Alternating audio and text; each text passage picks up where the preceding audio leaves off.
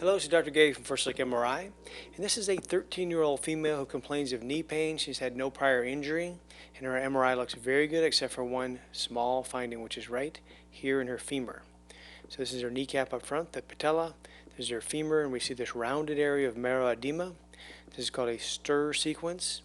And if we look on the coronal view here, we can find that, which is right here, this rounded area.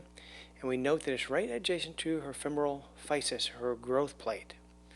Her tibial physis is down here. Let's put up another view. On this coronal view, put up two coronal views together, we see the marrow edema is bright on this sequence, and the marrow edema is dark on this sequence. So we see that the edema is really adjacent to the growth plate. We call that periphyseal edema. And in this patient, we can see that her tibial growth plate is starting to fuse through here. It's getting smaller and harder to see.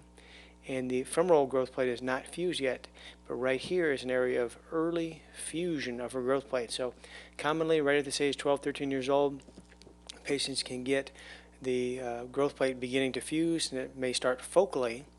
And there's abnormal mechanics of stress at that focal fusion, we believe, causing marrow edema and pain that will eventually go away as the child grows older and more of the growth plate fuses. But this is what we call a FOPE zone, FOPE zone, which is focal periphyseal or adjacent to the growth plate edema, FOPE zone.